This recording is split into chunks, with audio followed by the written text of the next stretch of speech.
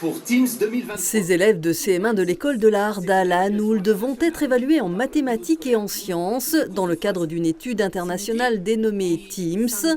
Ils seront les seuls du département. En tout, 299 classes en France tirées au sort vont défendre les couleurs tricolores face à 60 autres pays dans le monde, principalement en Europe. Participant à cette étude qui concerne aussi le collège avec des classes de niveau 4e. Les épreuves se déroulent le 23 mai, individuellement et sur tablette. Mais ce vendredi, c'était révision générale et le recteur de la région académique du Grand Est était venu encourager les petits Vosgiens. C'est parfait. Il faut faire les mêmes figures. Là, il y a par exemple un 5 et là, il faut le recopier là, le 5. En fait, c'est symétrique, ça fait comme si le 5, on le retournait là. C'est difficile? Non. Tu aimes bien les sciences? J'aime pas trop, sauf le squelette. J'aime bien toutes les expériences, tous les tornades. J'aime bien les mathématiques, vu qu'ils m'aident un peu.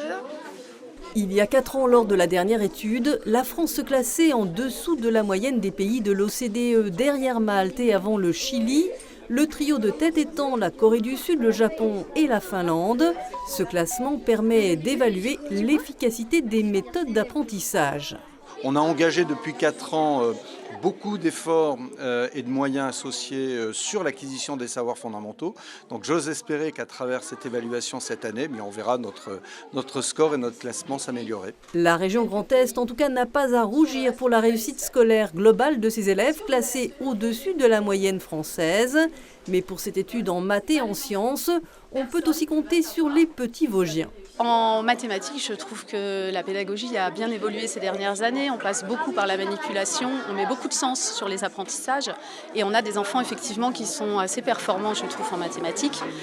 Pour les sciences, c'est pareil. Alors là, on avait déjà l'habitude de manipuler fréquemment, donc on attend des résultats aussi. Les mathématiques et les sciences ont été choisis pour la similitude internationale des programmes, pour la langue nationale, en l'occurrence le français, qui de l'avis de l'enseignante de cette classe reste la matière qui pose le plus de difficultés à ses élèves. D'autres évaluations existent. C'est la raison pour laquelle on a mis en place des évaluations en CP, en CE1, en 6e, en seconde également, autour des fondamentaux, non seulement mathématiques, mais également français. Alors la France aura-t-elle réussi à remonter son niveau en maths et en sciences? Il faudra attendre 2024 pour connaître son classement.